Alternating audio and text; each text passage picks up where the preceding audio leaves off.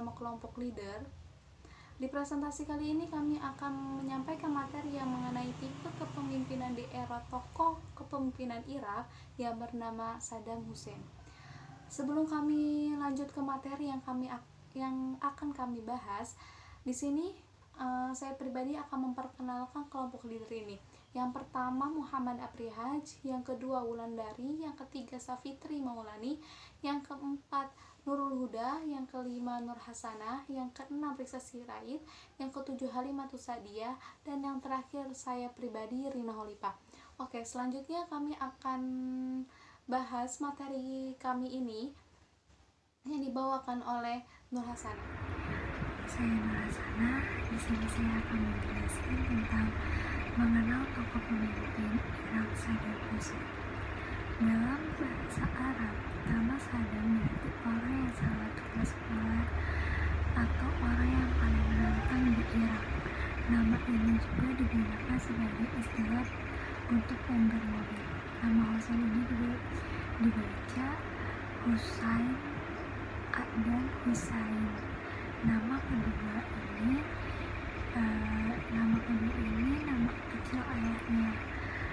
Nama Abdul Majid adalah nama kakeknya, dan Atikati yang berarti dilahirkan dan dibesarkan di dekat Tikrit, dan dia biasa dipanggil Saddam Hussein atau hanya bisa dipanggil Saddam untuk lebih singkatnya.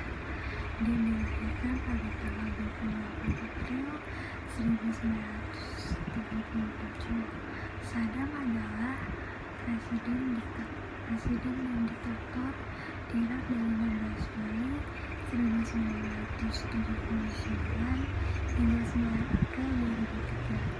Kekuasaan berakhir setelah Irak diserang oleh suatu pasukan koalisi yang dipimpin Amerika Serikat pada 2003 sebagai anggota Partai Ba'ath Irak yang melajurkan Arabisme, sekuler, modernisasi ekonomi, dan sosialisasi Arab. Saddam memainkan peran penting dalam kudeta tahun 1968, membuat partainya lama berkuasa di negeri itu. Selanjutnya akan dijelaskan oleh Ulan. Dengan saya Ulan, saya akan menjelaskan tentang asas dan sifat kepemimpinan Saddam Hussein. Asas kepemimpinan kemanusiaan untuk mewujudkan ambisinya Saddam Hussein tidak hanya menuntut dirinya sendiri, tapi juga bawahannya untuk selalu disiplin dalam segala hal, terutama disiplin memanfaatkan waktu dan sering menggunakan sistem perintah dalam menggerakkan bawahannya. Sifat kepemimpinan, ketegasan dalam mengambil keputusan. Saddam Hussein condong terpusat pada pekerjaan, selalu mengadakan pengawasan secara ketat terhadap bawahannya dan juga meyakinkan pada bawahannya untuk melakukan tugas sesuai keinginannya serta lebih menekankan pada pelaksanaan tugas dan pengembangan bawahannya. Selanjutnya akan dijelaskan oleh teman saya Risa. Nama saya Risa. Di sini saya akan menjelaskan tipe kepemimpinan dan gaya kepemimpinan Bapak Saddam Hussein. Yang pertama, tipe kepemimpinannya adalah otoriter yang menghimpun sejumlah perilaku atau gaya kepemimpinan dan pengendali anggota organisasi dalam mencapai tujuan. Yang kedua adalah gaya kepemimpinannya berorientasi pada pelaksanaan tugas dan menuntun bawahannya untuk selalu disiplin dan memanfaatkan waktu agar terwujud kepemimpinan yang efektif. Terima kasih dan dilanjutkan dengan rekan saya Halimah. Halimatus Sa'diyah. Di sini saya akan menjelaskan cara mempengaruhi pengikut atau tim menurut Saddam Hussein. Menurut Saddam Hussein, cara mempengaruhi pengikut atau tim menggunakan sistem kepemimpinan yang berorientasi mengutamakan situasi dan kematangan anggota. Kondisi yang utama menjadi fokus pemimpin ini adalah perbedaan kematangan anggota yang menuntut perbedaan cara mereka memperlakukan dan cara berinteraksi dengan organisasi, atau dengan kata lain pemimpin ini merupakan sangat fleksibel. Dalam arti, pemimpin harus mampu mengubah gaya setiap kali terjadi perubahan politik. Jauh sebelum pada pemilu, tipe kepemimpinan Saddam Hussein cenderung bersifat otoriter. Saddam berjanji bakal menarik Irak dan Kuwait dari Kuwait jika Israel juga bersedia melepaskan penduduknya di tepi barat. Tetapi di tepi barat, dataran tinggi di Golan dan Jalud, akan tetapi tawaran tersebut ditolak sekutu karena usulannya ditolak Saddam memilih untuk meninggalkan proses perundingan, sehingga negosiasi waktu itu berakhir tanpa hasil sejak berada di bawah kendali Saddam. Hubungan Irak dengan negara Arab cukup relatif. Ada hubungan Irak dengan Mesir. Langkah itu diambil lantaran ketidaksetujuan terhadap perundingan damai antara Mesir dan Israel 17 September 1978. Di sini saya akan menjelaskan kondisi krusial atau kritis atau genting dan bagaimana cara melaluinya. Saddam dan ekonomi Irak sosok otoriter. Saddam memang banyak tak disukai oleh para lawan politiknya. Tapi ekonomi Irak di bawah Saddam sempat menanjak sejak pemerintah pada tahun 1979. Pada masa awal berkuasa, Saddam berhasil membawa ekonomi Irak bangkit. Berdasarkan data bank pada tahun 1980, jumlah gross domestic product atau GDP Irak menembus 53.460 miliar dolar, naik 2 digit dari tahun sebelumnya yang hanya 37.816 miliar dolar. Namun, setelah dimulainya Perang Irak-Iran pada akhir tahun 1980 hingga selama 8 tahun membuat ekonomi Irak terpuruk, khususnya di tahun pertama perang yang melibatkan dua negara bertetangga tersebut. Tahun-tahun berikutnya, ekonomi Irak terlihat terus membaik. Puncaknya setelah perang yang disebut sebagai Perang Teluk I pada tahun 1990, ekonomi Irak tercatat 179.889.000 miliar dolar dengan PDB per kapita 10.291,86 per kapita per tahun. Capaian ini belum bisa tertandingi hingga kini di bawah pemerintah baru. Setelah Perang Teluk II, ekonomi Irak semakin remuk karena embargo dari PBB. Setelah Perang Teluk II, ekonomi Irak semakin remuk karena embargo dari PBB. Setelah itu, pada tahun 1994, Saddam terpilih sebagai Perdana Menteri sekaligus Presiden Irak untuk sekian kalinya. Embargo PBB semakin membuat ekonomi Irak cukup merana. Inflasi Irak membekak sampai angka 396,4%.